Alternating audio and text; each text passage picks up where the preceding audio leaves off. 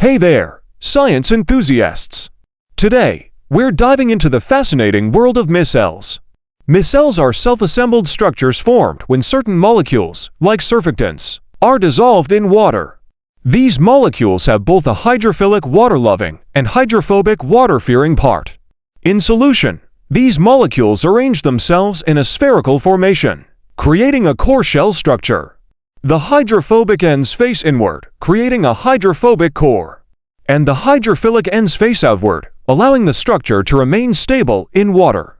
This arrangement helps micelles perform various functions, such as transporting lipophilic substances in water-based environments and improving the solubility of hydrophobic compounds.